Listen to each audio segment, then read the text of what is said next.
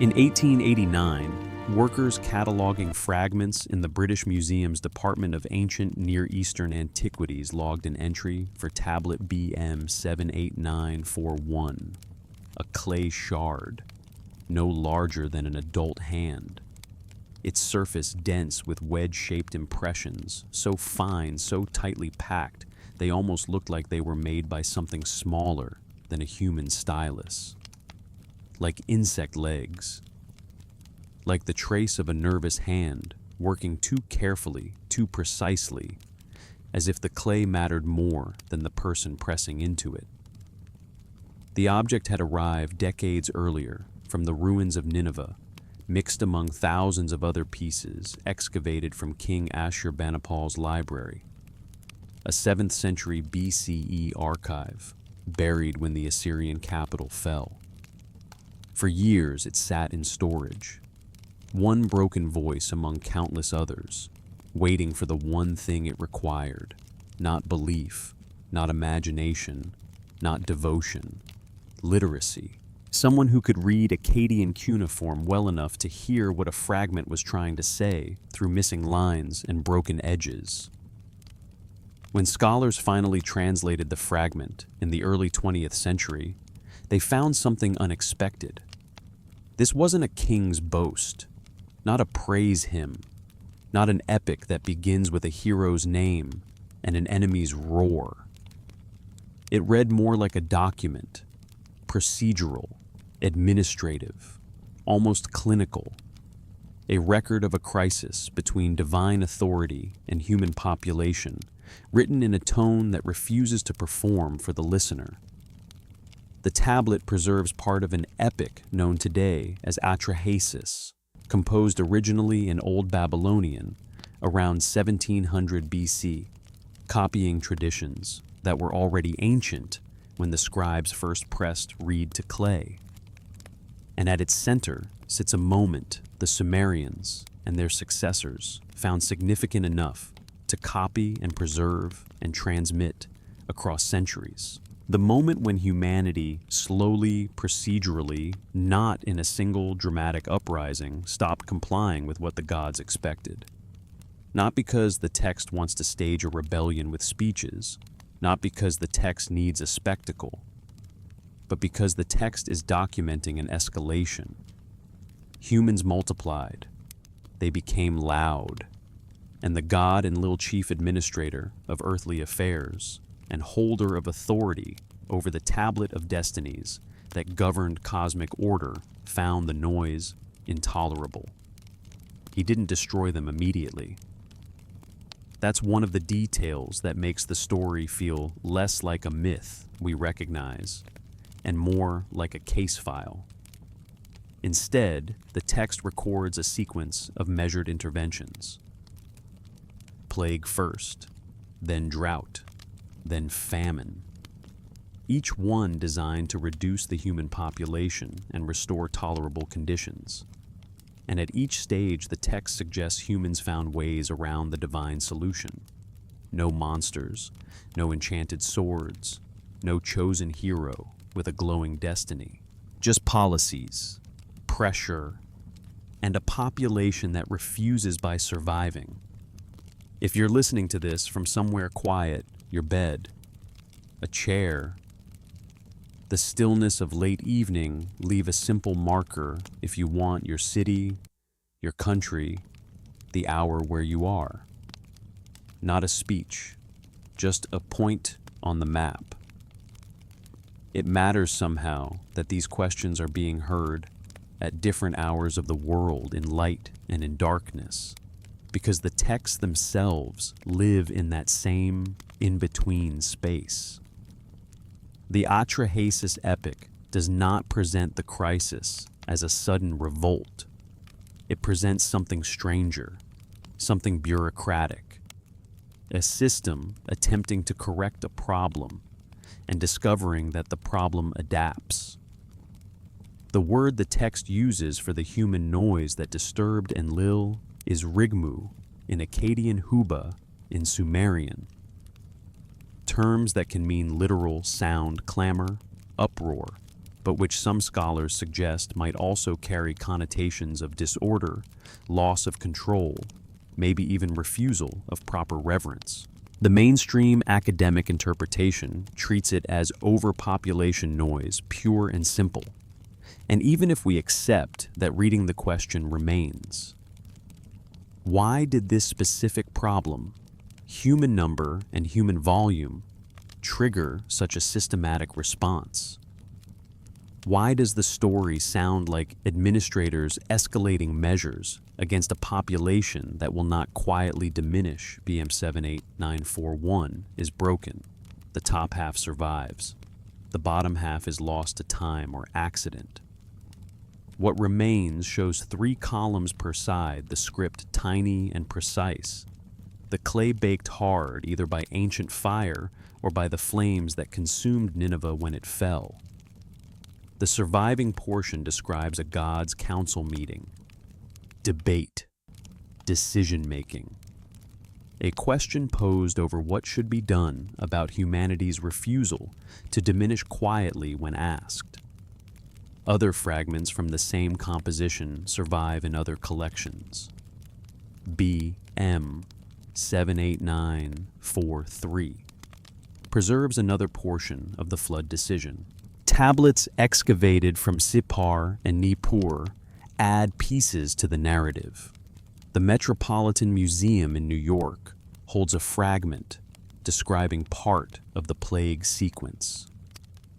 Scholars working with W.G. Lambert and A.I.R. Millard's 1969 reconstruction have assembled these scattered pieces into a coherent whole, though gaps remain, silences in the record where the clay didn't survive or hasn't yet been found.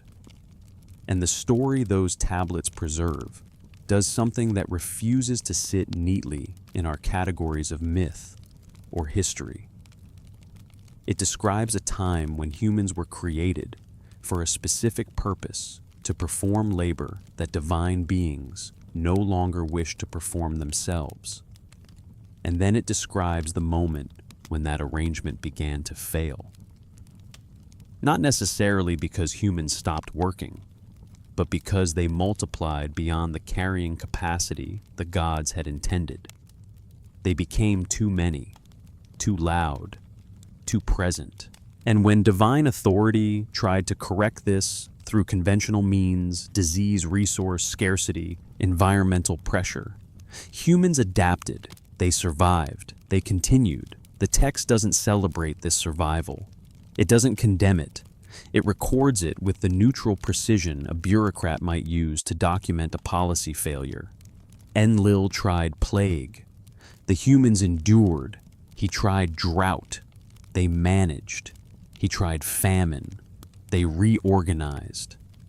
And finally, the text tells us he convened the divine assembly and proposed a solution that could not be adapted to, could not be survived by cleverness or endurance. Water, a flood comprehensive enough to return the earth to silence. And even then, this is the part that never stops echoing, even then, the plan did not proceed as intended. Because one god, Enki, the craftsman, the wise one, the deity associated with fresh water and secret knowledge, chose to warn one human, a man the Sumerians called Ziusudra, the Babylonians called Atrahasis, or Utnapishtim, depending on the telling, a man who listened, a man who acted. And in that warning, and in the survival, it enabled the text preserve something else. Evidence that divine authority itself was divided, that the decision to end humanity wasn't unanimous, that even among gods there was disagreement about whether this noise, this refusal, merited extinction. And if that is true, if the gods themselves do not speak with one voice, then the story is not simply about human obedience. It is about authority, its limits, its fractures, its failures, which is why the tablets were copied, and why they survived, and why we have to ask slowly without rushing past the discomfort. What were the scribes preserving here? Not doctrine, not ritual instruction, not history in the way we usually mean it. Something closer to a case study in the failure of authority. A record of what happens when the created refuse to accept limitations their creators imposed. And before we can understand the human refusal, the Atrahasis epic insists we go further back. Because it doesn't begin with humanity. It begins with an earlier refusal, a precedent, an older no that set the conditions for everything that followed. And that is where we go next. The tablets from Nineveh are Neo-Assyrian copies made in the 7th century BCE, but they reproduce texts far older. The Atrahasis composition itself dates to the Old Babylonian period, around 1700 BCE. Behind that lies the Sumerian tradition, fragments like the Eridu Genesis, preserved on CBS 10673 in the University of Pennsylvania Museum, excavated from Nippur, dating to approximately 1600 BCE in its written form, though the story it tells was certainly older, transmitted orally before being committed to clay. These aren't different stories, they are different versions of the same memory, copied and recopied across centuries, translated from Sumerian to Akkadian, preserved in city after city, archive after archive, as if the event they describe mattered enough that losing the record would be a greater disaster than losing the cities themselves. And the question returns, because this is how the texts behave. They circle back. What were they preserving? Not instructions for ritual, not a law code, not a king's propaganda. They were preserving a record of escalation, a record of governance encountering resistance, a record of what happened when the created refused, not by making speeches, not by declaring war, but by continuing to exist, by multiplying when asked to diminish, by surviving when expected to die, by finding ways around every barrier placed in their path until the only solution left in the mind of authority was total erasure. The Atrahasis epic preserves this question without telling you what to conclude. It doesn't say humans were right. It doesn't say they were wrong. It shows you what happened, the escalation, the debate, the decision, the flood, the survival. And then it shows you what came after, how the world was reorganized, how kingship was reinstituted, how the relationship between gods and humans was restructured, with new terms, new expectations, perhaps new enforcement mechanisms. Now the tablets sit in museums. London, Oxford, Philadelphia, Istanbul. Objects behind glass, their voices translated into English and German and French for scholars to debate. But they remain what they always were: broken. Pieces of baked clay pressed into shape thousands of years ago, carrying forward a question that refuses to stay buried. What does it mean when the created stop obeying their creators? Not in sudden revolution, in gradual adaptive refusal. And the text's tone, this is important, remains strangely neutral about it. It reads like a file kept by administrators trying to solve a problem that kept refusing to resolve according to plan. And in that neutrality, there is something unsettling, because the neutrality implies the scribe believes the sequence is the message, not the moral, not the lesson, the sequence. And if the sequence is the message, then the message is not about heroism. It is about systems, about authority that escalates, about populations that adapt, about policies that fail, about the moment when escalation becomes total. But even that the total solution is compromised, because Enki warns a man. And that warning means divine authority is not only limited by the resilience of humans, it is limited by the division of the gods themselves. A divided council, a decision voted in procedure, undermined in practice. And again, the question returns phrased differently, as if turning the same object in the light. If the gods wanted silence, why did silence require extinction? If the gods wanted reduction, why did reduction require catastrophe? If the gods were united, why did one god help humans survive? And if one god helped humans survive, what does that imply about divine governance? The Atrahasis epic doesn't answer directly. It preserves the tension. It preserves the disagreement. It preserves the administrative feeling of a crisis that does not yield to ordinary tools. And that is why it was copied, because Mesopotamian society ran on recorded expectations, contracts everywhere, obligations written down, witness lists, curses for anyone who breaks the agreement.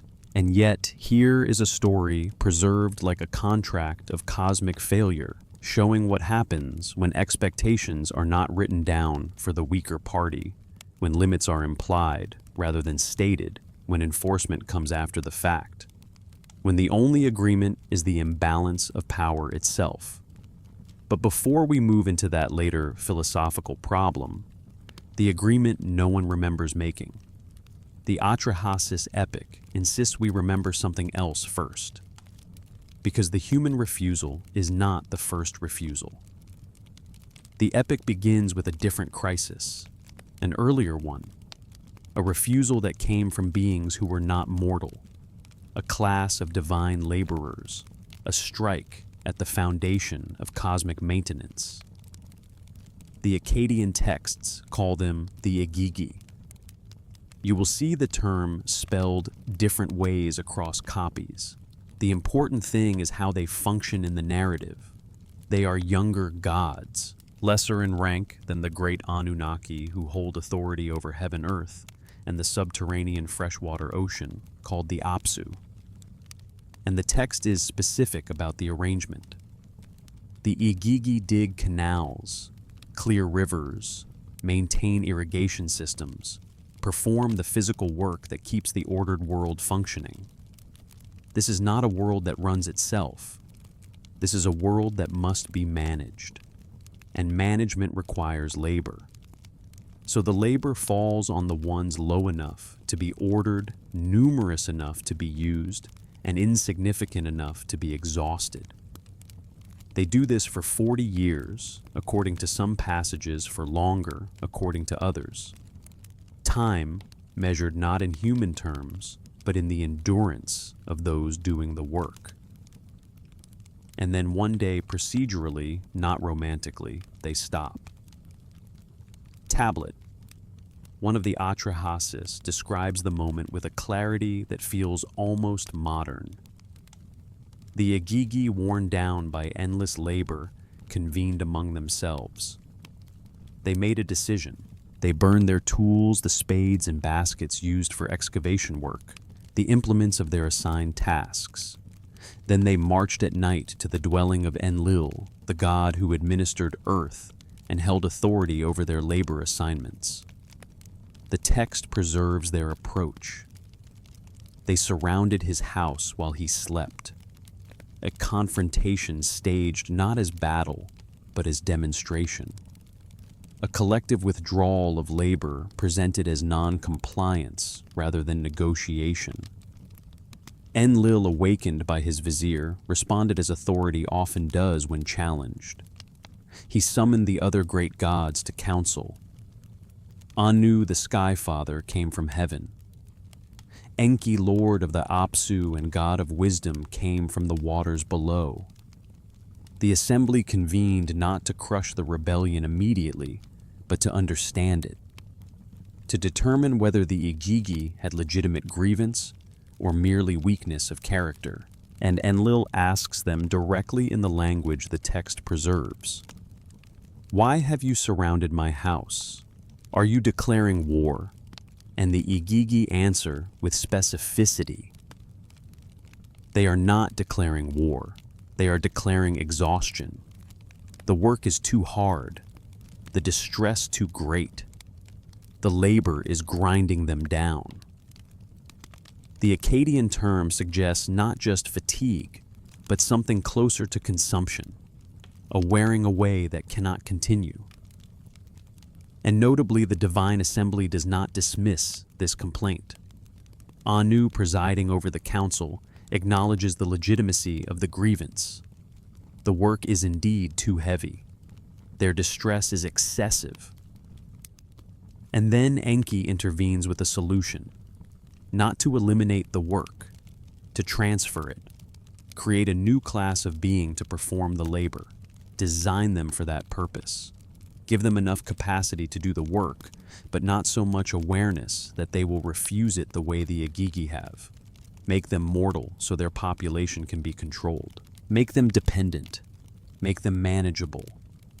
And in that moment, quietly, procedurally, humanity enters the story, not as a gift, as an administrative necessity, a solution to the first refusal, a solution that will carry the seed of refusal inside it. Because the only way to design beings capable of labor is to design beings capable of thought. And thought once given does not stay obedient forever. We will move into that design process next. But for now, sit with the structure the tablets insist on.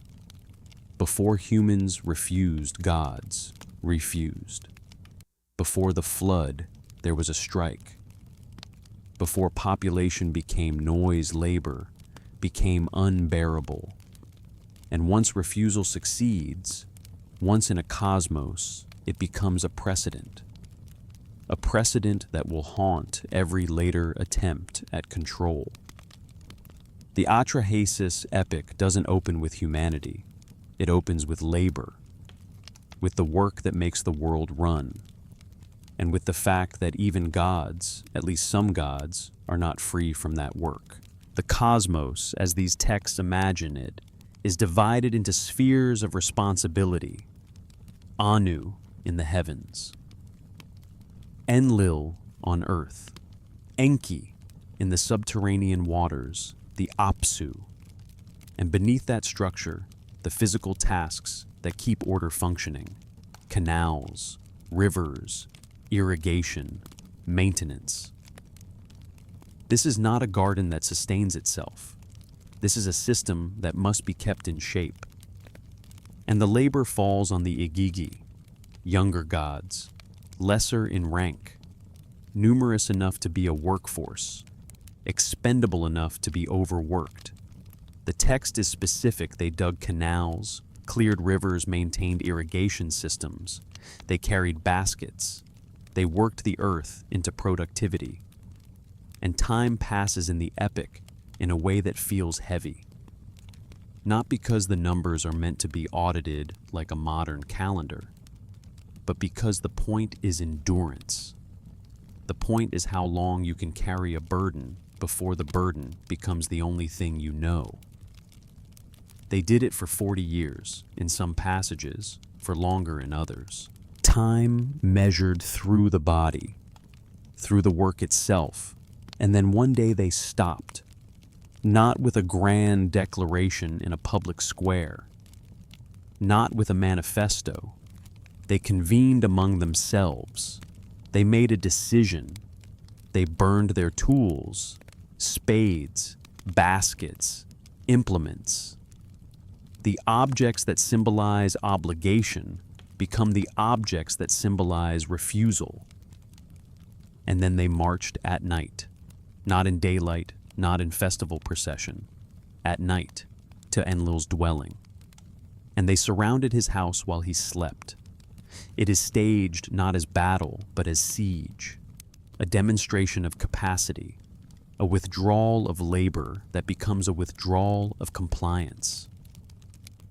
Enlil is awakened by his vizier, and the text preserves his reaction as the reaction of authority when it realizes compliance cannot be assumed. He summons the other great gods, Anu, Enki, the assembly, a crisis council.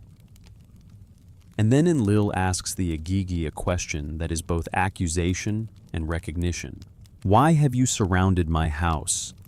Are you declaring war? The Igigi do not answer with poetry. They answer with complaint. The work is too hard. The distress too great. The labor is killing them. The Akkadian term does not suggest mild fatigue. It suggests grinding, consumption, a system eating its own workforce.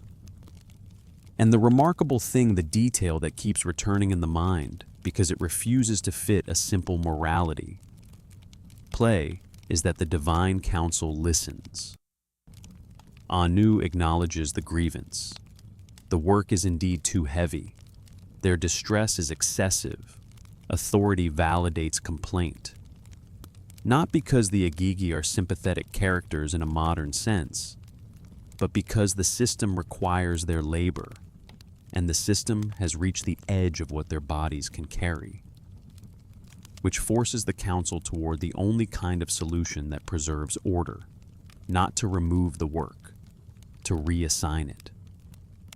Enki proposes the transfer. If the work is necessary, and apparently it is, then create a new class of being to perform it. Design them to carry the burden. Design them to die so their numbers can be regulated. Design them to be dependent so the refusal the Igigi have demonstrated becomes harder. And then this is crucial, design them with enough capacity to do the work, which means enough awareness to understand the work, which means enough intelligence to improvise, which means enough rationality to evaluate. And evaluation always carries the seed of refusal. The epic describes the creation process with the same procedural tone it used to describe the strike. Enki proposes mixing clay with the blood of a god. Not just any god, a god implicated in the uprising. The assembly selects a deity named Welu, sometimes called Gestu, in other versions identified as one who had rationality, the quality that enabled the Igigi to conceive of refusal. They slaughter this god. Nintu, the birth goddess, called Nanu, in some tellings mixes his blood and flesh with clay. From this mixture, she fashions 14 pieces, 7 male, 7 female. The rationality of the slaughtered god enters the clay. The first humans receive breath. This is not the creation of humanity as benevolent gift. It is the creation of humanity as labor solution. A management response to a strike, a policy enacted to preserve the functioning of the world, and the text preserves it without apology. Humans are created to solve an administrative crisis. They are charged with the service of the gods, so the gods may be at ease. Not they will choose to serve. Not they will agree, charged, assigned. And yet the story's logic cannot avoid what it has just built. If humans contain the rationality of a god who refused, then humans contain the ability to refuse. Not necessarily immediately, not necessarily consciously, but as inheritance, as design consequence. Because you can not extract rationality from its capacity to judge. You cannot create intelligent laborers who will never notice the burden. You cannot grant awareness without granting evaluation, and evaluation sooner or later becomes a question. Is this sustainable? Is this fair? Is this bearable? The Agigi asked that question, and their question reorganized the cosmos. Their refusal succeeded. That is crucial. The texts do not describe the Agigi being punished. They describe them being relieved, promoted effectively, freed from the labor that was grinding them down. Their refusal worked because it was collective, because it was framed as legitimate grievance, because Anu acknowledged it, because Enki provided an alternative that preserved the necessary work while conceding the unsustainability of the previous system. So humanity enters existence already carrying a precedent that says refusal can work, even against beings stronger than you, even against the administrators of order. If the grievance is real and the system is fragile and the refusal is collective enough to matter. And now the epic turns forward. Humans begin doing the work, and humans multiply. And when humans multiply, they become noise. And Enlil begins his sequence of interventions, and Enki begins his sequence of counter-instructions. And the story that BM 78941 preserves becomes possible because the first refusal made it possible. But before we move back into the human crisis, the texts linger on creation itself. Because multiple traditions preserve it, and they preserve it differently. Enuma Elish tells a parallel account after Marduk defeats Tiamat and establishes cosmic order. He proposes humanity to bear the burden.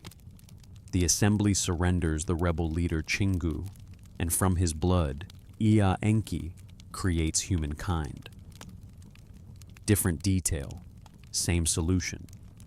Divine beings refused labor. A new category of being was designed to replace them. The mechanism changes, the logic remains, which means the question does not disappear. It only changes its shape.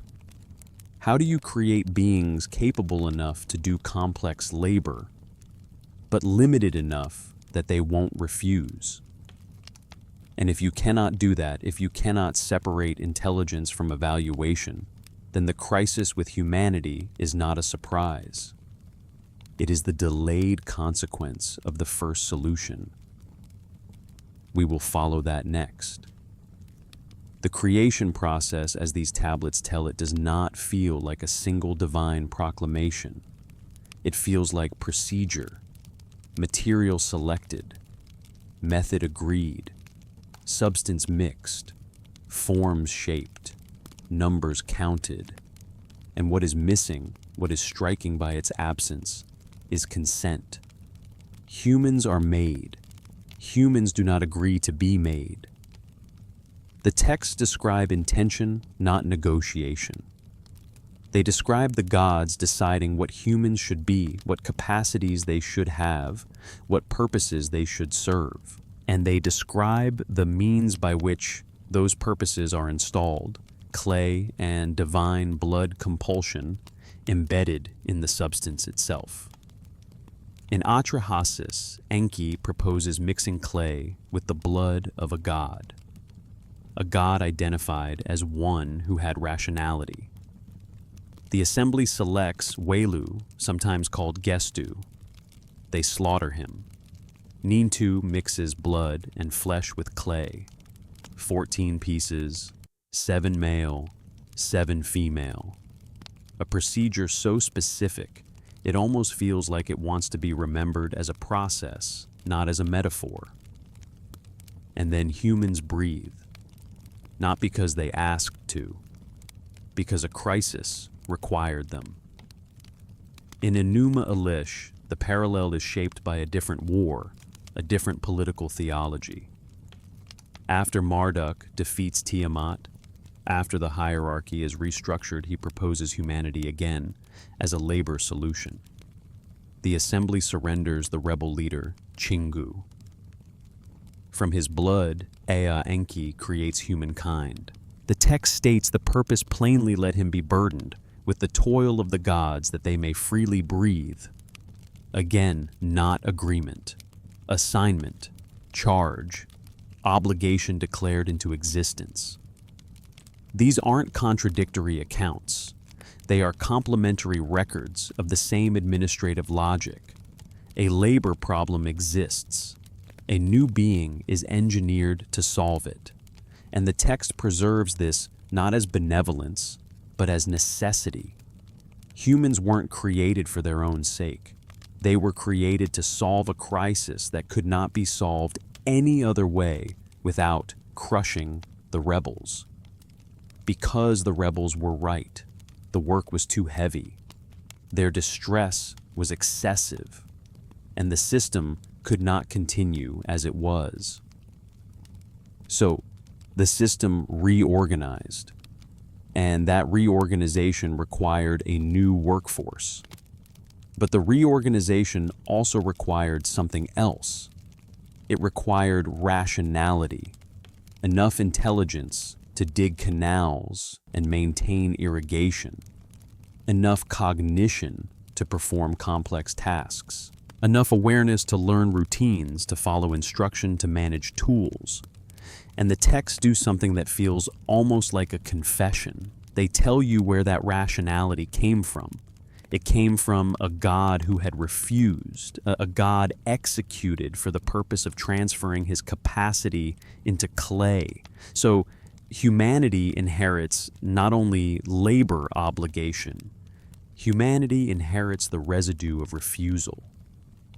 And if the writers of these texts were only interested in explaining why humans must work, they could have stopped there.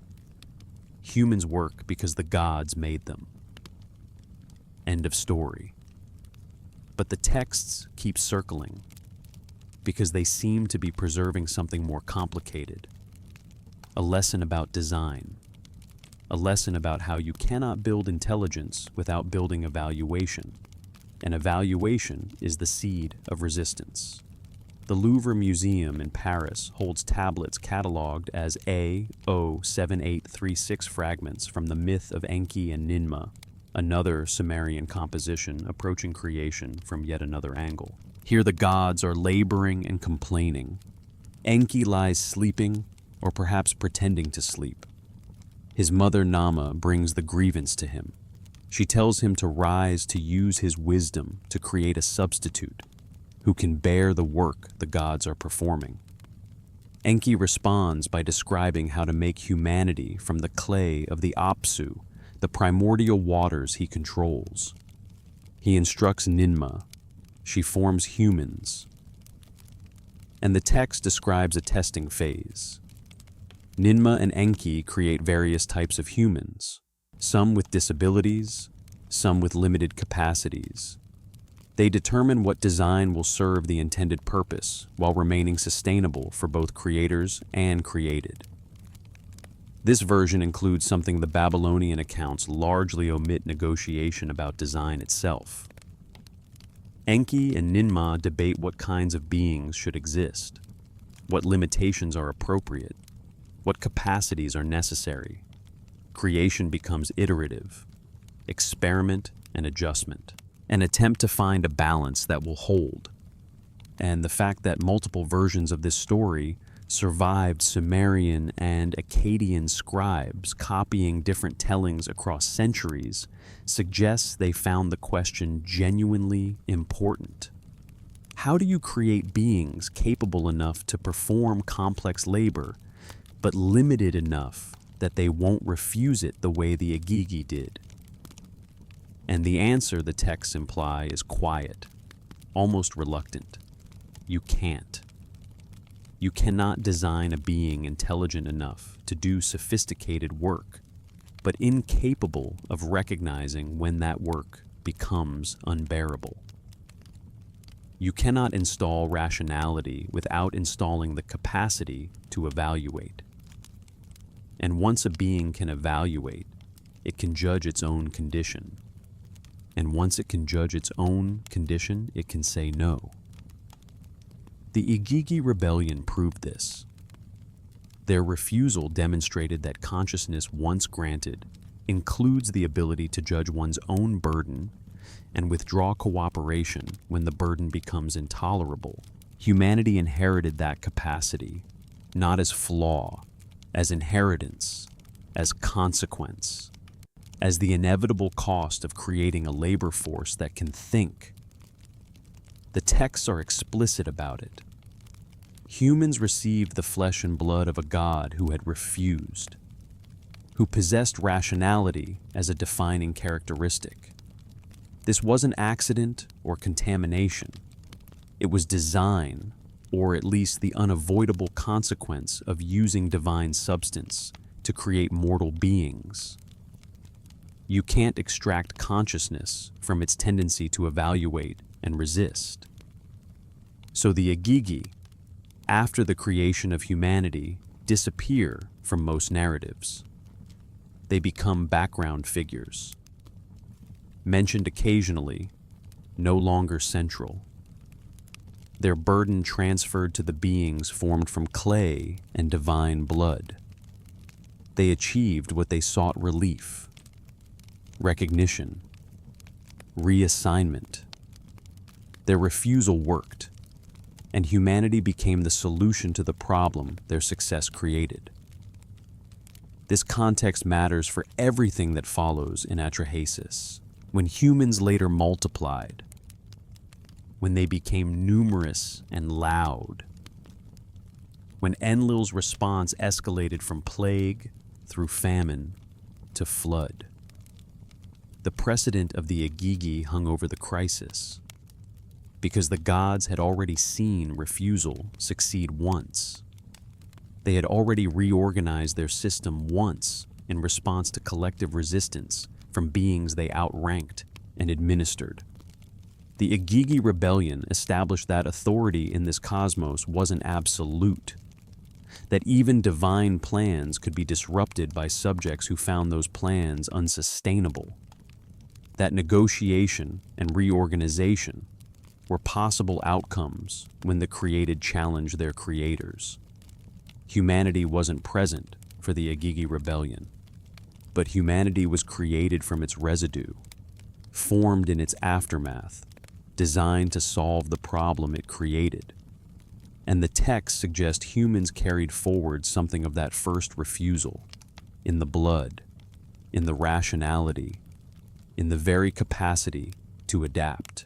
So when humans later refused to diminish quietly, when Enlil demanded it, when they found ways around plague and drought and famine, when they survived longer and multiplied more than divine authority had planned, were they really doing something unprecedented?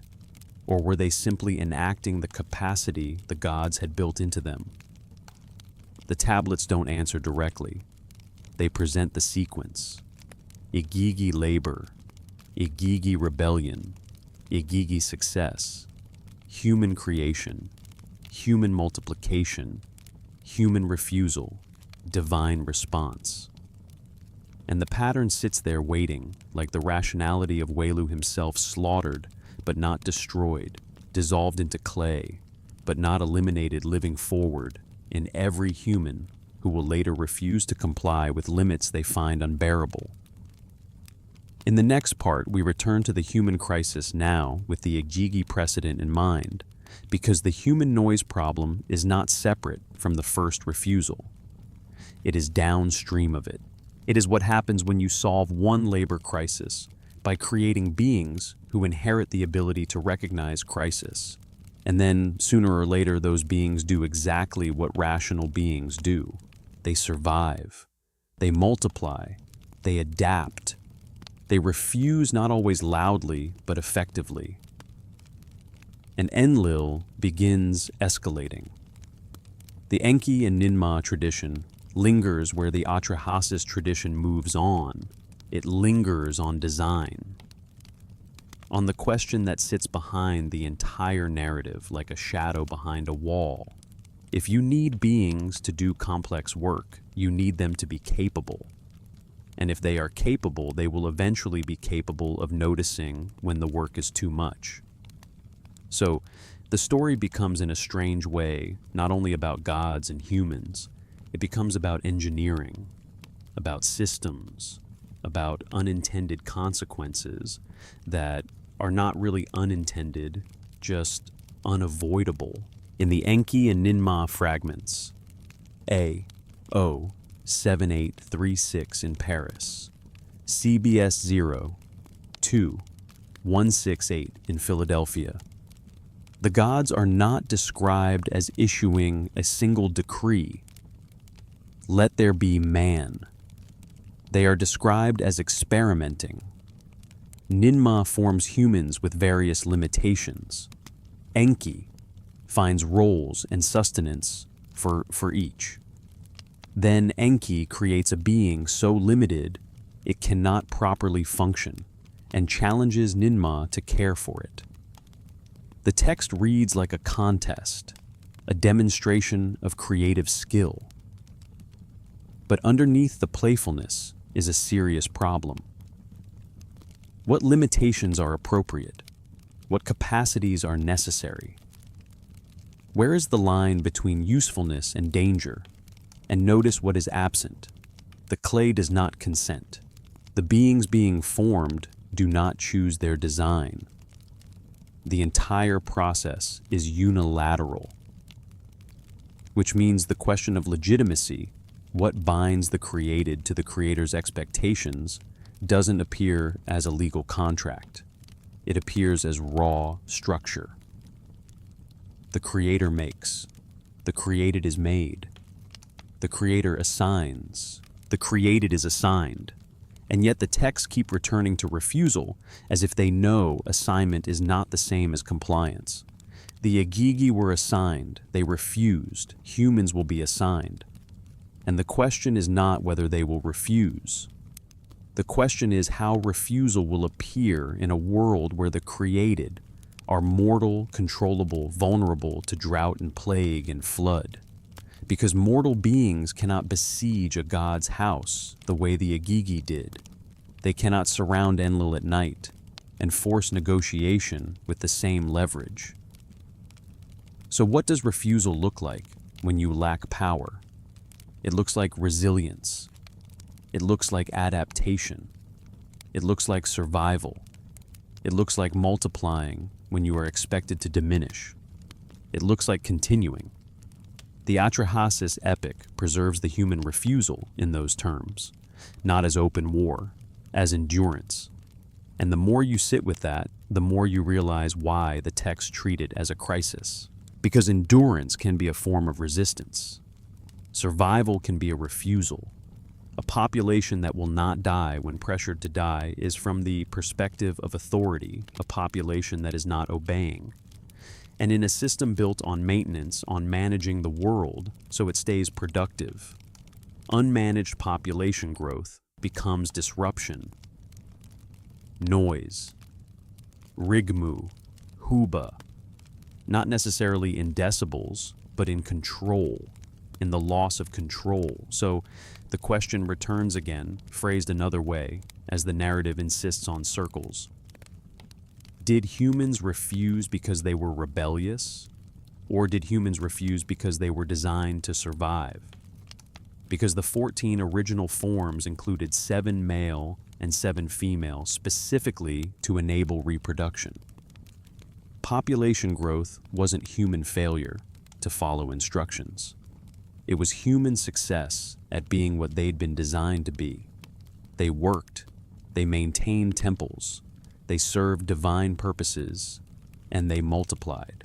All of this was working as intended until Enlil decided it wasn't.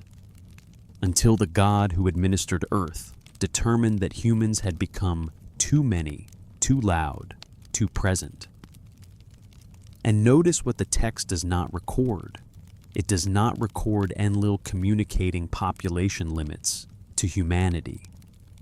No tablet survives where Enlil says, multiply this much, but no further. No preserved moment where the gods specify a threshold and tell humans to stop. The expectation appears implicit, assumed. Perhaps the gods thought it obvious. Perhaps they assumed beings made from divine blood would inherit an instinctive sense of boundary. If so, the assumption failed. Humans multiplied without apparent awareness that multiplication itself could be transgression. And when plague came, they responded as beings respond to catastrophe. They tried to survive. When drought came, they tried to survive. When famine came, they tried to survive. And each time, Enki provided guidance, not only because he was powerful, because he was willing, because he understood the system, and because he had designed the beings now caught in the gears of enforcement. Was Enki helping humans because he felt responsibility, because he recognized the unfairness of punishing beings for crossing limits they were never told existed, or because he understood more clearly than Enlil that the rationality embedded in humans would always seek survival, always seek adaptation, always seek loopholes, the way Enki himself seeks loopholes? The texts do not answer. They show the pattern. Enlil escalates, Enki circumvents, humans endure, population returns, noise returns, and each repetition adds weight like a file growing thicker with each failed policy.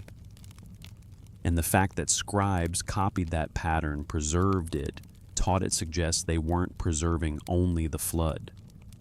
They were preserving the logic that led to the flood. The logic of authority failing to achieve compliance through partial measures. The logic of escalation.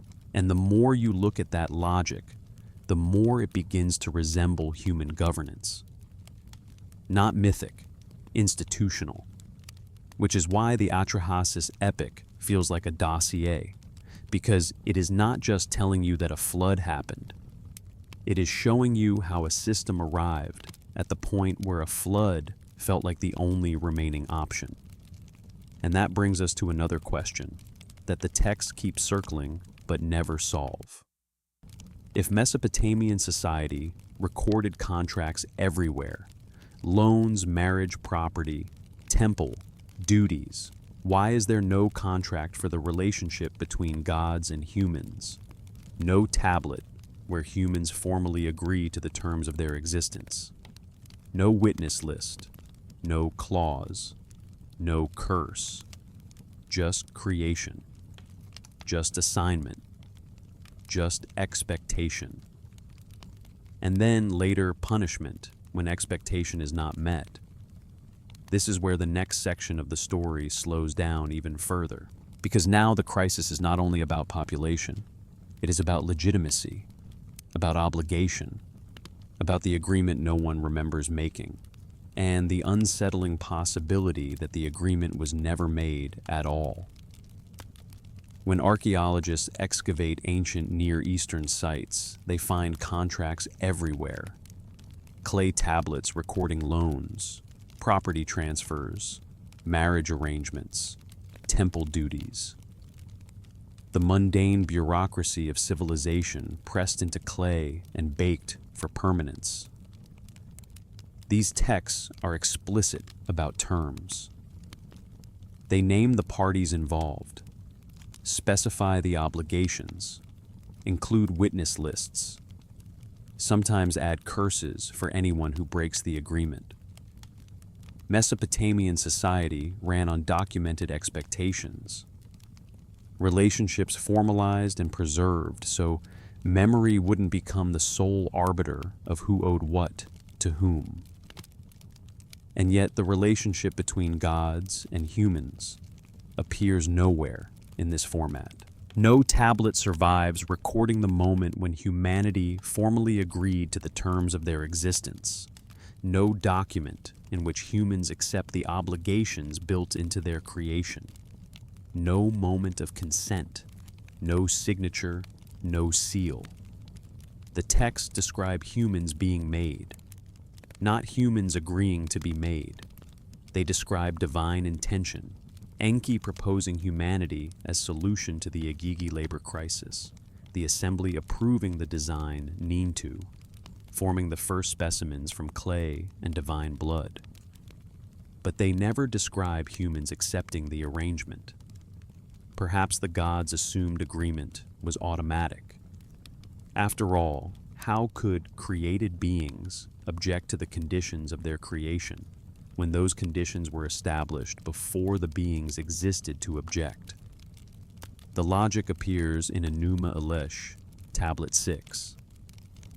After Marduk orders the creation of humanity, the text states their purpose as simple fact. I will create a savage. His name shall be man. He shall be charged with the service of the gods that they may be at ease. Not he will agree, not he will volunteer. Charged, assigned, language of obligation, not negotiation. The Sumerian composition Enki and Ninmah describes the creation process as craft work. Ninmah shapes humans from clay like a potter forming vessels. Enki provides instruction, specifies materials. Clay from the Apsu, the freshwater source under his authority. The text describes a testing phase where various types of humans are created, their capacities evaluated, their limitations adjusted. Again, design without consent. The clay doesn't consent to becoming human any more than it consented to remaining clay. And the divine blood mixed into the clay was taken from a slaughtered god. It wasn't offered voluntarily. The substance of humanity, according to these texts, came from compulsion. A god executed, his essence repurposed, his rationality distributed into mortal forms that would carry it forward without having chosen to receive it. This creates a philosophical problem the texts seem aware of but never directly address. If humans were made for a purpose they didn't choose, given capacities they didn't request, assigned obligations they had no opportunity to refuse, then what exactly bound them to compliance? What made divine expectation legitimate beyond raw power? Beyond the simple fact that the gods were stronger and could enforce consequences? The texts offer an answer, but it's implicit. The answer is maintenance. Humans needed the gods to survive.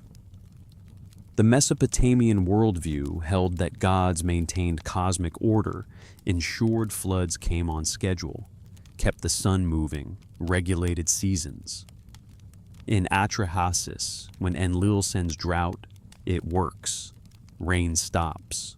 Crops fail. Humans suffer. When he sends plague, people die.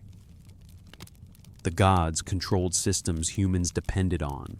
This created a practical obligation even without a formal agreement. You don't need a contract with the being who controls whether you eat or starve. Power establishes the terms. But maintenance becomes manipulation when it is withdrawn strategically. Atrahasis describes Enlil doing exactly this, using drought not to regulate climate, but to punish population, weaponizing environmental systems against the beings who depend on them. That moves the relationship from stewardship humans benefit from divine maintenance to coercion humans are leveraged by divine control. And the distinction matters, because if the relationship is coercion, then obedience is not consent. It is compliance under threat. The instructions of Shurupak, one of the oldest pieces of wisdom literature, offers a human perspective. Preserved on multiple tablets, it presents advice from Shurupak to his son Ziu Sudra, who would later become the flood survivor. The composition is older than Atrahasis in its earliest attestations, and its phrasing is revealing. Shurupak tells his son to make offerings, maintain temples, speak respectfully of divine matters. But he frames this in practical terms. Do this so things will go well for you, so the gods will be favorable, so you will prosper. Not do this because you owe it by nature of creation, but do this because it is strategically wise. The divine relationship is transactional. Humans offer service and respect. Gods provide maintenance and favor. Each party receives something. It feels like contract, except no contract is written down. The exchange itself becomes the agreement enacted daily through practice. Temple economies ran on offerings, grain animals, beer textiles, supporting priests, and maintaining institutions that mediated between human and divine. In return, rituals kept the gods content, which maintained cosmic order, which allowed agriculture to function, which fed the population. A loop, a system. But what happens when the system breaks down? When humans do their part, work, the fields maintain temples, offer sacrifices, and still the gods send plague, drought, famine, when divine maintenance becomes divine assault. Atrahasis suggests this is precisely what happened. Humans multiplied according to their nature. Nothing in the creation accounts included population limits. The gods designed humans to reproduce, 7 male and 7 female, to enable multiplication. Population growth wasn't disobedience, it was success. And the crisis begins when success becomes disturbance, when humans become too many, too loud, too present. And now we return to the earlier loop, but from a new angle. If humans were never told the limits, how can crossing the limits be refusal? If no agreement was ever written, what is obedience? Is refusal still refusal? When you don't know there was a command, is obedience still obedience when you don't know what you're supposed to be obeying? The texts don't resolve these questions. They show what happens when they become concrete. When implicit expectation collides with survival instinct, when unstated obligation collides with the intelligence to adapt, and when the only enforcement tool left is catastrophe. In the next part, we move deeper into that collision, the ambiguity of noise, the absence of communicated limits, and the way Enki repeatedly intervenes not with raw power, but with knowledge. Because knowledge in these stories is the lever that makes survival possible. And survival is the form refusal takes when power is unequal. The human population grows in atrahasis, as if it is doing what it was designed to do. The 14 first forms, 7 male, 7 female, were built for reproduction. Survival and multiplication are not accidental side effects. They are the function. And that's why the crisis feels so strange. Because nothing in the surviving texts records a moment where the gods tell humans, stop, enough, this far, no further. No tablet preserves Enlil communicating population limits to humanity. No written instruction says multiply, but only to this threshold. So the expectation appears to have been implicit, assumed, perhaps obvious to the gods, not obvious to beings made from mud and blood who live inside time and hunger. This is where the absence of a formal agreement becomes critical, because in Mesopotamian contract practice, ambiguous terms mattered. When terms were unclear, judgment tended to favor the weaker party, the party who did not write the tablet, who did not set the conditions. But the divine-human relationship does not follow those rules. Humans are expected to intuit obligations that were never specified, stay within limits that were never communicated, accept punishment when they transgress boundaries they had no way of knowing existed, And when punishment comes, humans respond as beings respond. They survive. They do not interpret plague as reduce your numbers. They interpret plague as disaster. They appease gods. They seek relief. They rebuild. Because survival is what they were designed to do. And Enki consistently helps them survive.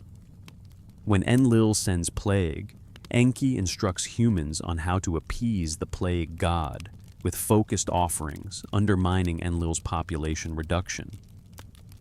When Enlil sends drought, Enki provides guidance that allows humans to survive despite agricultural collapse. When Enlil sends famine, Enki provides knowledge that enables endurance. Each time, Enki's intervention suggests he views the situation differently than Enlil does. Not as human disobedience, requiring correction, but as divine expectation, not fairly communicated, requiring assistance, rather than punishment. Was Enki violating divine consensus by helping humans? Or was he honoring an implicit obligation that came with being humanity's creator? The texts do not state. They preserve his actions without condemnation, which suggests his interventions were within acceptable bounds, even if they frustrated Enlil's plans. And that implies something else. The divine assembly itself was divided. Divided on whether humans were obligated to intuit and obey unstated population limits. Divided on whether enforcement without communication was legitimate. Divided on whether extinction was merited. The tablets from Nippur that preserve portions of the Enki and Ninmah composition include a section where after humans are created, they are presented to the divine assembly. The gods express satisfaction with the design. Humanity appears adequate, sophisticated enough to perform tasks limited enough not to threaten supremacy. But again, no section where humans are told explicitly what their obligations are, what limits constrain them, what will trigger divine intervention. They are created, approved, and released into existence, expected to figure out the terms as they go. Perhaps the gods thought beings made from divine blood would naturally understand divine expectations, would inherit, along with rationality, an instinctive sense of boundary. If so, the assumption failed. Humans multiplied, they worked, they served, they offered, and their numbers rose. And when Enlil responded with plague, humans appear to interpret it as catastrophe, requiring appeasement, not as punishment, requiring population reduction. When Enki showed them how to appease the plague god, they followed his instruction. The plague ended. They multiplied again. Divine punishment was treated as solvable disaster, not as instruction. And this pattern repeats through each escalation. From the human perspective, they were fulfilling obligations. From Enlil's perspective, they were refusing correction. The absence of a clear initial agreement made both interpretations plausible. Humans could claim legitimacy. We are doing what we were made to do. Enlil could claim legitimacy. You are exceeding what divine comfort requires. And the conflict escalated because there was no documented contract to settle it. No explicit terms to consult. Just power on one side, survival on the other, and Enki in between providing knowledge that turns survival from luck into strategy. This is where the phrase noise becomes important, not only as sound, but as symbol of what authority cannot contain. Rigmu, Huba. It can mean literal uproar. It can mean disorder. It can mean a city out of control. And whichever meaning you choose, the response remains the same reduction. Enlil does not attempt communication. He does not propose education. He does not teach humans to be quieter. He proposes fewer humans, less presence, less disturbance. And he does so through the same administrative process each time. He convenes the assembly. He proposes intervention. The assembly approves. The intervention begins. And Enki undermines it. So the question returns again in slightly different words. Is this a story about humans refusing gods, or gods refusing to be clear? Is it about disobedience, or about governance that expects obedience without terms? And if obedience is demanded without terms, is survival resistance, or is survival simply the only rational response?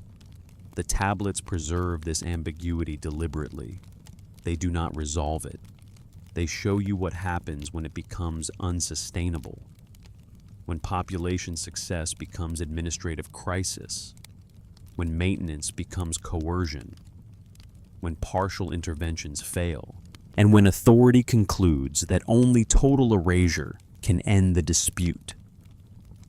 In the next part, we move into the specific trigger. The tablets preserve, the land bellowing Enlil, losing sleep, the debate over what Rigmu truly means, and then into the escalation protocol itself, plague, drought, famine, each countered by Enki's instructions. Because the pattern is the message. And the message is not comfort. The message is that systems fail in predictable ways when terms are unstated and enforcement is absolute. The Metropolitan Museum of Art in New York holds a fragment of the Atrahasis epic that preserves part of the trigger. The clay is damaged, the text incomplete. But what survives is specific in its phrasing, almost startlingly physical. The land became wide, the people became numerous, the land bellowed like wild oxen. The god was disturbed by their uproar. Enlil hears their noise and says to the great gods, "The noise of mankind has become too much. I am losing sleep over their uproar." This passage has generated substantial scholarly debate because the word translated as noise is Rigmu in Akkadian Huba in Sumerian. And these terms appear throughout Mesopotamian literature with a range of meanings. Sometimes they denote literal sound, the roar of battle, the clamor of a crowd, the tumult of a city at festival time. Sometimes they carry connotations of disorder, social chaos, the breakdown of proper hierarchy.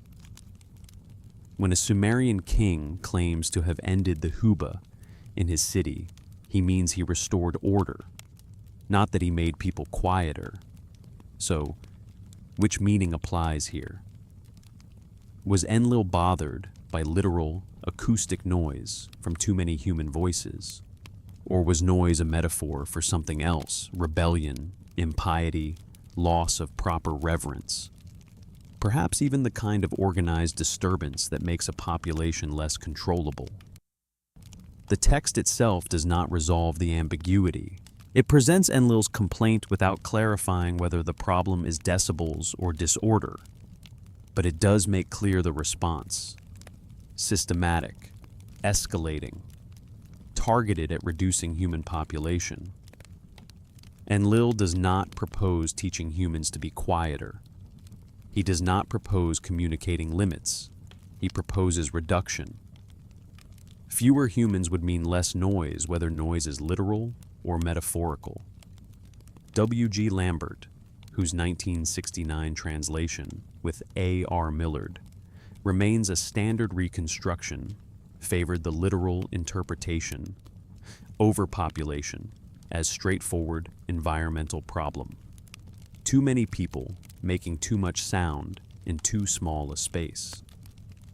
Other scholars suggested metaphorical readings, noise as disorder, loss of hierarchy, perhaps even human behavior becoming less submissive. But whichever reading you accept, the sequence remains fixed. Enlil brings the problem to the divine assembly. This matters. Enlil holds authority over Earth, holds the tablet of destinies, administers order, yet he does not simply decree a solution unilaterally. He consults the assembly. Consensus matters, or at least procedure matters. The assembly approves a plague. The text states it directly. Let disease break out, not flood, not immediate extinction. Disease, a measured intervention designed to reduce numbers without eliminating humanity entirely. This is calibrated response, not rage. Pressure applied to bring population down to acceptable levels while preserving enough humans to continue performing labor. You do not deploy plague if you want total extinction. You deploy plague if you want reduction. And here the text introduces the detail that complicates everything. When the plague comes, Enki intervenes. He instructs humans perhaps through one intermediary to stop making offerings to all gods and focus exclusively on Namr, the plague god. Concentrate worship. Concentrate sacrifice. Overwhelm the deity, causing the problem with devotion until he withdraws. Essentially bribe the god who is killing you to stop killing you. And according to the text, it works. Namr receives focused offerings. He is satisfied. He withdraws the plague. Population stabilizes, begins to grow again, and the noise returns. This reveals something about the cosmos these texts describe. Divine interventions are not absolute. They can be undermined, not by direct force, by counter-knowledge. Enlil can deploy plague. Enki can teach humans how to neutralize it. The assembly can decide. An individual god can circumvent. The system has factions, competing interests, gods who disagree about what should be done with humanity and act on those disagreements. Why does Enki help humans survive? The text does not state his motivation. It presents him as humanity's advocate, the god who designed them, perhaps responsible for them, perhaps sympathetic to the fact that they are being punished for doing what they were designed to do. And then time passes. The text uses formulaic markers. 1-200 years had not yet passed. This is divine time, not human time. The point is not precise chronology. The point is that recovery is slow, and the problem is persistent. Human population rebuilds. Noise rises again. Enlil convenes the assembly a second time. Now he proposes drought. Let Adad withhold rain from above. Let water from below be blocked. Environmental pressure. Agriculture collapses. Famine begins. Population should decline. Again, Enki intervenes. Again, he instructs humans to focus offerings, this time on Adad. Stop offerings to other gods. Concentrate on the storm god. Overwhelm him with devotion. And again the drought ends.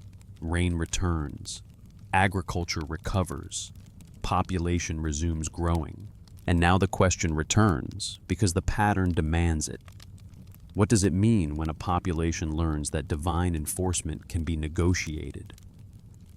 What does it mean when survival becomes a skill, learned through repeated crisis? And what does it mean when the system meant to enforce limits contains a god willing to teach the weaker party how to survive? From Enlil's perspective, the problem is getting worse. Not only is population too large, population cannot be reduced.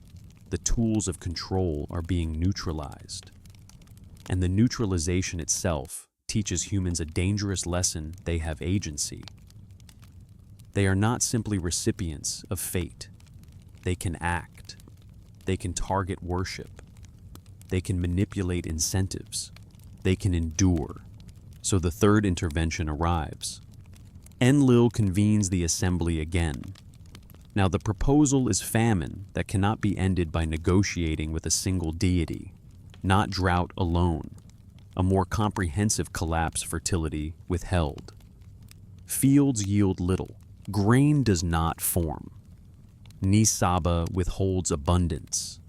This is targeting the foundation of survival itself. And even here, humans endure. The tablets become fragmentary, details missing. But the outcome is clear enough. Humans survive long enough for the crisis to end. And when conditions improve, population rises again. The cycle repeats: pressure, survival, recovery, noise. And Enlil's patience collapses into conclusion. If partial measures can be adapted to then only total elimination can achieve silence. In the next part, we follow the escalation protocol through famine into the final decision. Because the flood is not the first plan, it is the plan that arrives when every other plan fails. And the reason it fails in the end is the same reason every partial plan failed. Knowledge, a loophole, a warning through a wall, a survival engineered inside an extinction policy.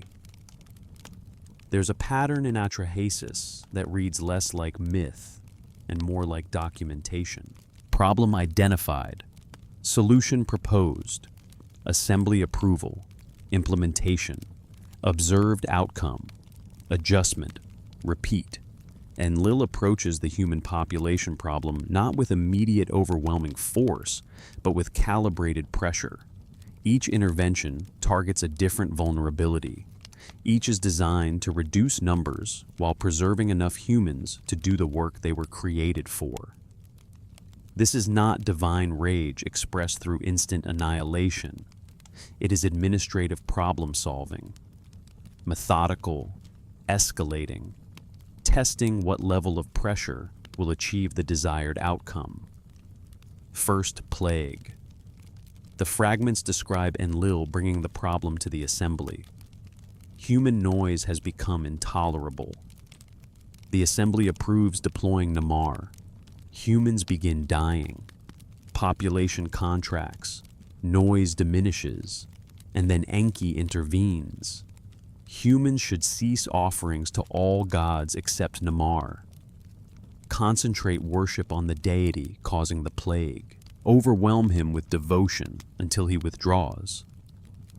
The strategy is transactional. It teaches humans something about divine behavior. Gods respond to worship. Concentrated devotion influences divine action.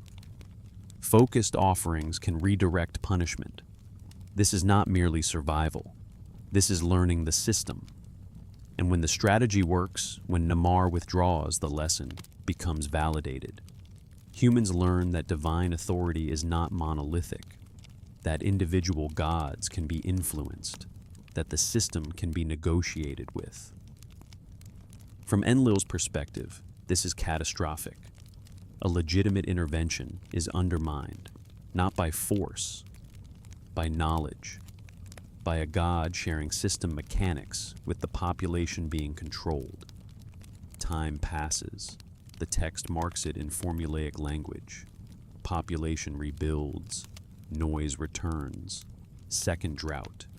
Enlil convenes the assembly again. Adad withholds rain. Water from below is blocked. Agriculture fails. Population should contract through famine. Again, Enki intervenes.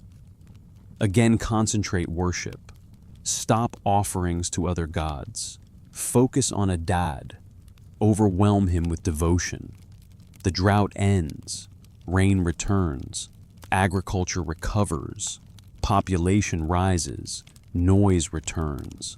and the pattern deepens. Humans do not merely survive, they develop a strategy of survival. They learn that targeted worship functions like leverage. That pressure can be countered by influencing the agent of pressure. Enki is not curing disease with his own magic in these fragments. He is not summoning rain himself. He is providing information how to work the system. And information is a more destabilizing gift than raw protection, because it changes human expectations. Before this, humans might have seen divine interventions as inevitable. After this, they see interventions as negotiable, which means they become harder to control. Time passes again.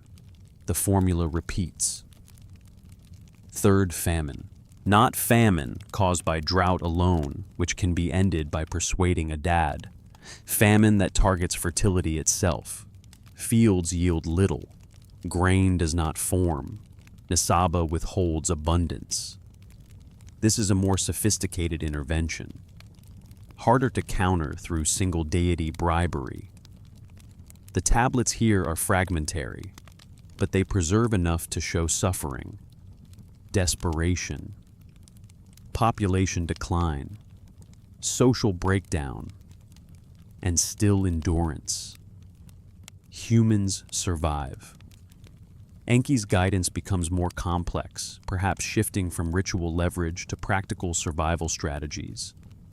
Alternative food sources, fishing, reorganizing around resources less easily withheld. We don't have complete lines, but we have the outcome. Humans endure long enough for recovery, population rises again, noise returns again, and now you can feel the logic tightening. If plague can be countered, if drought can be countered, if famine can be endured, then what intervention remains? Enlil's frustration becomes visible through escalation itself. Each failure teaches the administrator the same lesson. Partial measures do not solve. They delay. They thin numbers temporarily. But the population rebounds. The noise returns. The problem persists. And behind the rebound is rationality. The rationality built into humans from divine blood. The rationality that evaluates conditions and finds leverage. And behind the leverage is Enki's willingness to share knowledge. So the question returns again, but heavier. Is Enlil trying to reduce population or trying to eliminate resistance? Because a resilient population aided by knowledge is not only loud, it is uncontrollable. Even if the loudness is literal, the uncontrollability is structural. Some scholars have suggested the noise could represent excessive human prayer. As population grows, voices calling on gods for help become overwhelming. This reading introduces an irony the text does not resolve. If humans are noisy because they are praying, maintaining devotion, then punishing them for being too devout creates a double bind. Serve properly, but not too enthusiastically. Multiply, but not too successfully. Work, but do not become numerous enough to disturb. The text preserves no indication, and Enlil recognizes the contradiction. From his perspective, the problem is straightforward: too much disturbance. The solution is straightforward: fewer humans. And after 3 cycles of intervention and failure, Enlil reaches the conclusion the story has been moving toward all along. Reduction cannot be sustained. Anything less than total elimination will eventually be adapted to. So, elimination becomes policy. Not because it is the first idea, because it is the last remaining idea that cannot be adapted to, so Enlil believes. And that belief drives the final assembly, a different kind of council meeting, different in character, because this time Enlil does not merely propose an intervention, He binds the gods by oath. And oath binding tells you what Enlil has learned from the previous failures. The problem is not only humans, the problem is Enki. The problem is internal dissent. The problem is that enforcement can be undermined from inside the hierarchy. So, before the plan is revealed, the assembly must swear. And that oath does not prevent the flood. It prevents debate. It locks procedure into place before objection can fracture it. And yet, as the text will show, it cannot prevent the most Mesopotamian kind of resistance. Not open defiance, a loophole, a technicality, a warning spoken to a wall. In the next part, we enter the final decision oath. First plan, second flood, authorized tasks assigned. An Enki bound by oath, finding the crack that allows survival to slip through. BM 78,941 preserves a council meeting that feels different from the earlier assemblies. Not because the gods are suddenly more emotional, but because procedure tightens. Something has shifted. The proposal is no longer a calibrated attempt. Not a fourth measure, not another test. Enlil brings a conclusion. Partial measures have failed. Human population cannot be controlled through conventional means. And the only solution remaining from his administrative perspective is comprehensive elimination. But before he reveals the plan, Enlil requires something the earlier interventions did not: an oath. The procedural detail is specific and unusual. In the previous assembly's plague, drought, famine, the text records discussion and approval, but does not emphasize oath binding. Now, before presenting the final proposal, Enlil binds the assembled gods. Let all of us swear an oath about the deluge. The gods agree. They bind themselves to the decision collectively before knowing exactly what the decision entails. This sequence oath first details after appears when one party anticipates resistance and wants commitment secured before controversy can fracture consensus. Enlil is preparing for objection, preparing for sabotage, preparing especially for Enki. And the oath is the tool meant to prevent another circumvention, or at least to make circumvention technically punishable. Then the plan is revealed. Not plague, not drought, not famine. Water, comprehensive and sustained, covering the earth until nothing living remains. The Akkadian term abubu carries connotations of overwhelming inundation, not seasonal flooding that nourishes fields. Destructive water rising beyond control.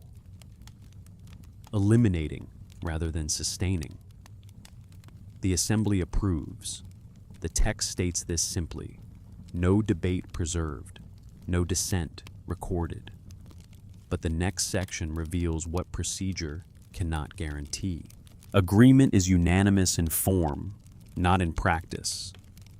Because Enki, though he swore, the oath begins immediately to look for a way around it.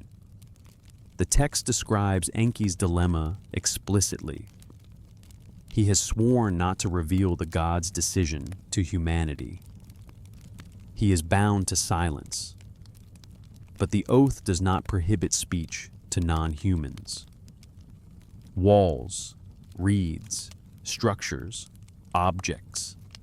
And here Atrahasis preserves one of its most remarkable passages. Enki goes to a reed wall, and he speaks to the wall itself. He warns without warning technically. He instructs without directly instructing legally. Reed wall, hear me. Man of Shurapak, demolish your house, build a boat, abandon wealth, Seek life. Bring living seed of all kinds into the boat. The instruction is comprehensive, not just personal survival, preservation of life itself. This is not accidental leakage of information. It is calculated circumvention, a technical loophole that maintains the letter of the oath while violating its spirit.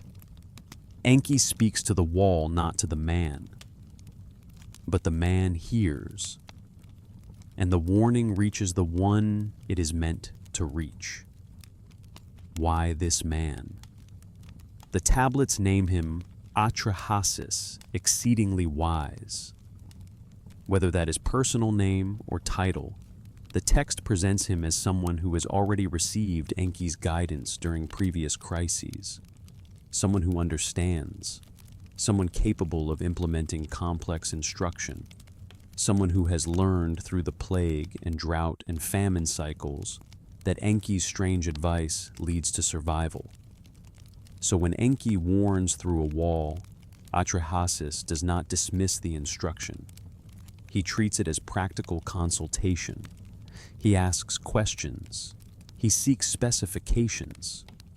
How large? What shape? What materials? How to seal? How to divide compartments? Enki provides details. Roof it over.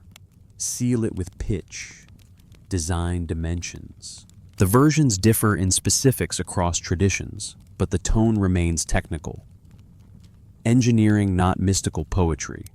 Survival as construction. Wisdom as method. The Eridu Genesis provides a Sumerian parallel. In that version, the survivor is Ziusudra. The warning mechanism is similar divine instruction received about the coming deluge boat built survival achieved. The consistency across versions suggests this element mattered. Not merely that someone survived. How someone survived. How knowledge circumvented policy.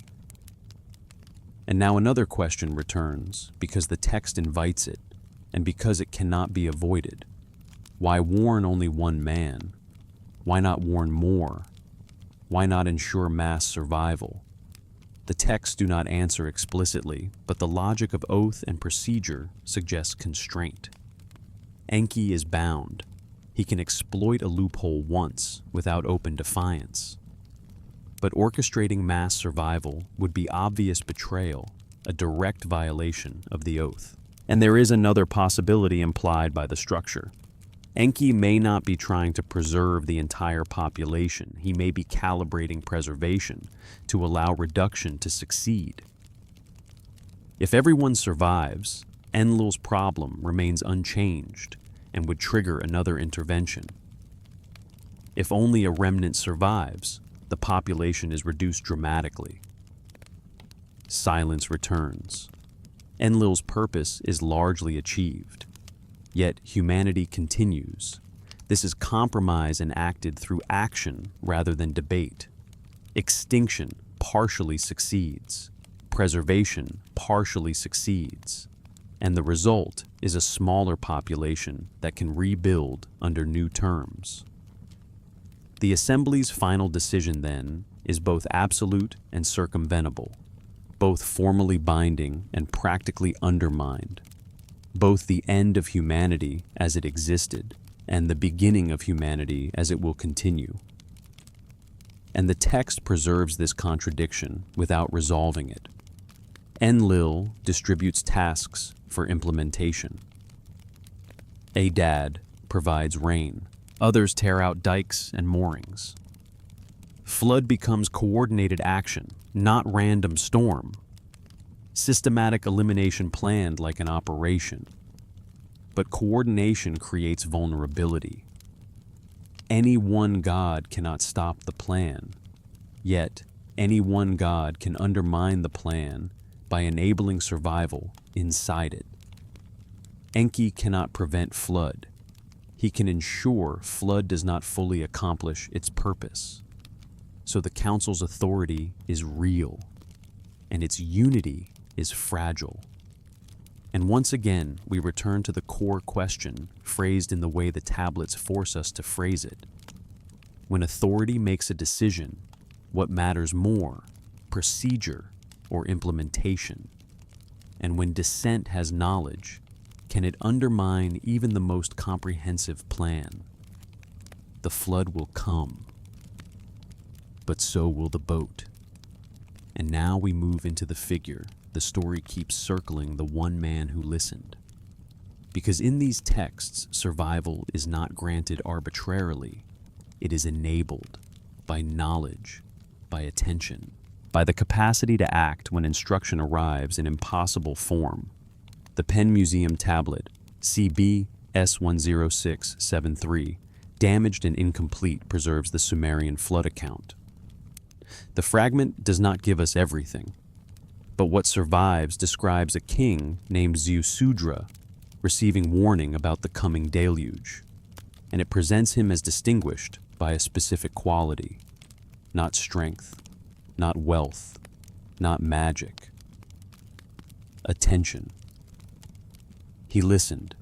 He recognized instruction when it came, even in strange form, even through walls, even through reeds, even when the instruction contradicted normal logic.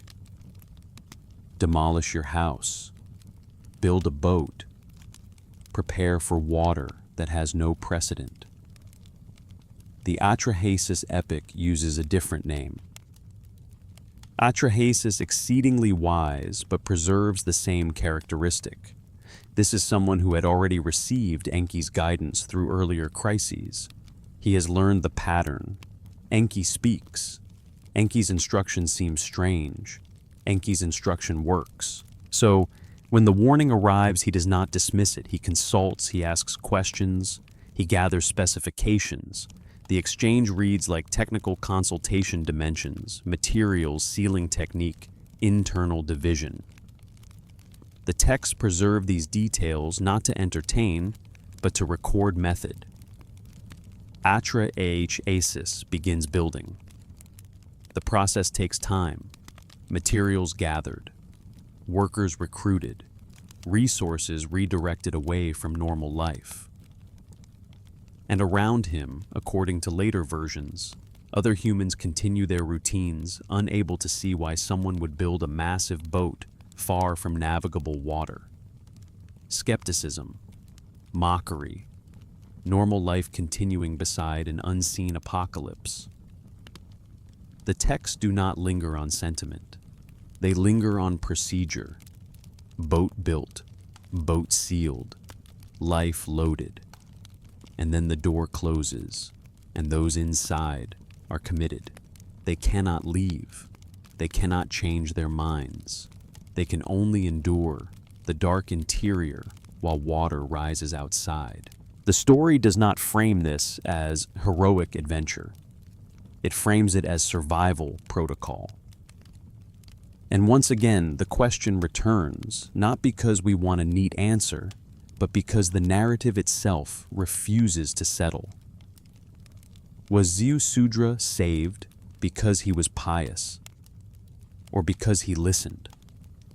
Were those qualities the same thing in this worldview? Was survival divine favor, or mechanical outcome of knowledge received and implemented? The texts do not clarify. They show, and they show another uncomfortable detail. The other humans are not described as wicked. They are described as numerous. They are described as loud. They are described as causing disturbance. But there is no preserved moment where they are told to stop. No explicit command. No communicated limit. So their death is not framed as punishment for disobedience in the simple moral sense. It is framed as policy: population too great, noise too much, sleep lost, interventions fail, final solution chosen, and one man warned, which means survival is not distributed equally. Survival is concentrated, a remnant, a seed. a smaller population that can rebuild without recreating the problem immediately. This brings us back again to the earlier question about why only one man was warned. If Enki warned everyone, the flood would achieve nothing. If Enki warned no one, extinction would be complete. Warning one man creates compromise without debate. It accepts reduction while preventing total erasure. It allows Enlil to achieve silence. It allows Enki to preserve life. And it places humanity post-flood into a new condition defined by scarcity, shortened lifespan, regulated reproduction, and the memory that extinction was attempted once. The text preserves this without concluding, therefore, humans should obey.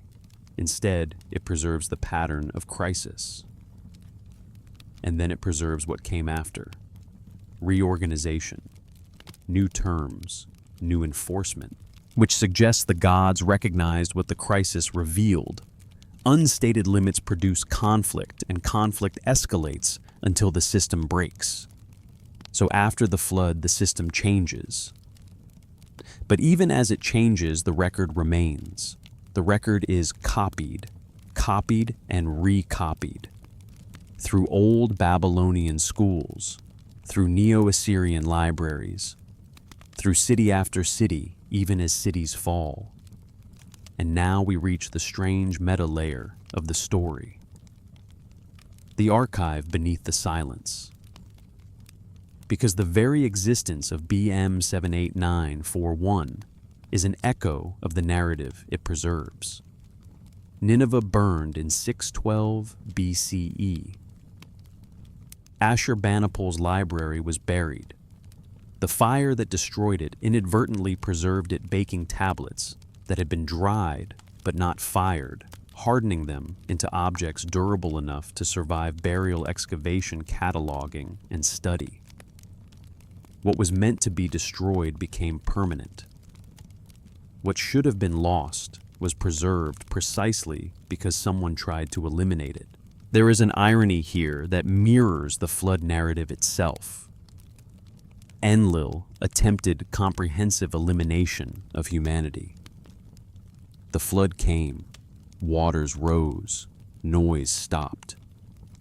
But one boat survived, carrying forward the remnant that would rebuild. Elimination failed because someone with knowledge warned someone who listened. Preservation occurred inside a process designed for erasure. And the tablets are similar, not practical texts like accounting ledgers, not royal propaganda, narratives about crisis moments when cosmic order nearly collapsed, when divine authority faced refusal, when decisions shaped fundamental conditions of existence. Perhaps that is why they were preserved, because these texts function as case studies in crisis, in how authority escalates, in how enforcement fails, in how knowledge enables survival, in how consensus can be undermined, in how systems reorganize after catastrophe. And if that is what the scribes were preserving, then the final question is not only what happened. It is, why was this worth copying? Why did scribal schools teach students to reproduce these stories? What were they training them to understand about power, about legitimacy, about the limits of enforcement, about the role of knowledge? We move into that final loop next, the archive, the curriculum, the reason this complexity was preserved instead of simplified. Because the story does not end with survival, it ends with a record that insists uncertainty itself might be the lesson. The reading room of the British Museum's Department of Ancient Near Eastern Antiquities maintains controlled temperature and humidity. BM 78941 rests in storage now, its surface protected from the slow erosion of air and light. The fire that destroyed Ashurbanipal's library also preserved it baking clay tablets into permanence, turning fragile dried objects into durable records. What was meant to be destroyed became harder to erase. And that irony mirrors the flood narrative in a way that is difficult to ignore. Enlil attempts comprehensive elimination. The flood comes, the noise stops. But one vessel survives, preservation occurring inside the mechanism of erasure, not because the plan failed completely, because knowledge found a crack, because someone with understanding chose to warn, because someone with attention chose to act. And in the same way the cities fell, libraries burned, archives collapsed, but copies existed elsewhere. Fragments survived. The story continued. Not because it was useful like a tax ledger, not because it paid a king, because someone decided these breaking points mattered. The Ikigai rebellion, human creation, divine population control, plague, drought, famine, flood, survival, reorganization, kingship reinstituted, time divided into before and after. These were not comfortable texts. They did not present a harmonious cosmos. They presented a cosmos where authority escalates and dissent circumvents, where procedure exists but does not guarantee unity, where power enforces but cannot prevent knowledge, where created beings can refuse sometimes loudly, sometimes simply by enduring. So why preserve this? Why copy it across centuries? Scribal schools taught students to reproduce these texts. Libraries maintained collections that included them. When cities fell, other cities held copies, ensuring the narratives survived the loss of any single repository. Perhaps that is the key. These narratives are not just stories, they are case studies. Instruction manuals disguised as myth, not telling you what to believe, showing you what happens, how crisis develops, how authority responds, how solutions are circumvented, how outcomes differ from intentions, how survivors carry forward into altered orders. The atrahasis, epic, preserves a pattern, identify problem, propose solution, achieve consensus, implement solution, observe circumvention, escalate. It doesn't celebrate this pattern. It doesn't condemn it. It documents it. And documentation is its own kind of warning. What happened when divine authority tried to reduce human population? This sequence occurred. What was the outcome? Partial success requiring a catastrophic final intervention.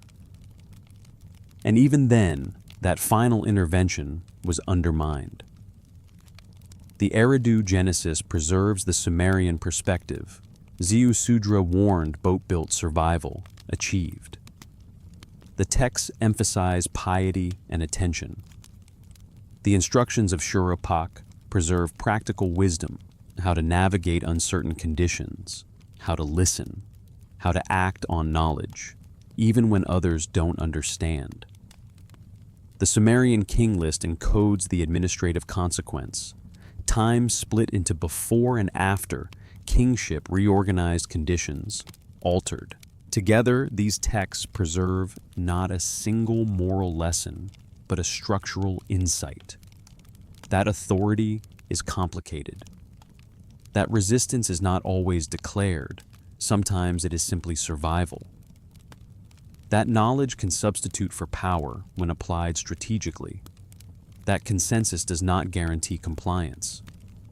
That catastrophe reshapes conditions without resolving the underlying tension. And perhaps that is why the texts survive.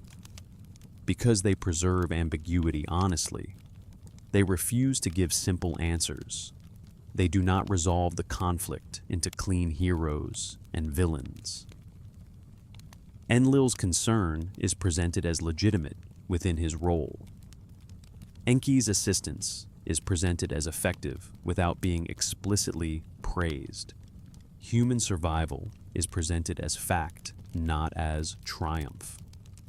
The flood reduces population, but does not erase the species. No party gets everything. Every party gets something. And the result is a world altered, not healed. So we return one last time to the central question, the one that keeps circling. What binds created beings to their creator's expectations?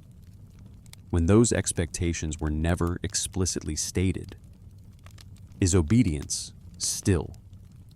Obedience when you don't know what you're supposed to be obeying?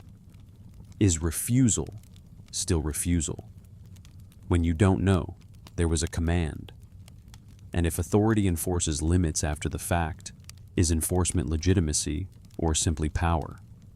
The tablets do not answer. They show what happened when these questions became concrete, when divine expectation met human expansion, when unstated obligation collided with survival instinct and the capacity to adapt, when authority escalated through plague, drought, famine, when those pressures were survived and neutralized, when the final solution was proposed and locked in through oath, when Enki found the loophole, when one man listened, when the world was drowned into silence, and when silence did not hold because a remnant emerged, carrying forward the rationality that had been embedded in clay long before. If you stayed with this story through the Igigi strike and human creation, through the escalation protocol and the oath through the reed wall and the boat, then what you have encountered is what the scribes preserved. Not certainty, not doctrine, complexity. The recognition that systems break in patterned ways, that authority escalates when it cannot communicate limits, that knowledge creates agency inside coercion, that catastrophe can be both punishment and policy, that survival can be both obedience and resistance, depending on where you stand. The tablets rest in climate-controlled storage in London and Philadelphia and Paris. They have been photographed, digitized, made accessible through modern databases. The archive beneath the silence has become accessible above it. And perhaps that is the final irony. The questions pressed into clay were meant to survive catastrophe. They did. Cities fell, empires vanished, but the case file remains. Waiting, not for someone to worship it, for someone to read it slowly enough to hear the loop it preserves. What happened when the gods discovered that beings created to labor could decide to stop? What happened when they discovered that beings created to labor could also decide to survive? And what happens in any system when the agreement that binds everyone is the agreement no one remembers making? The Atrahasis epic preserves that uncertainty. And the scribes kept copying it as if uncertainty itself was worth saving, as if the crisis mattered more than the conclusion, as if documenting the breaking point was a form of wisdom. Because the breaking point, sooner or later, returns. And when it returns, the only thing that can meet it is what these tablets carry forward: attention, procedure, memory, and the slow recognition that power is never as complete as it believes itself to be.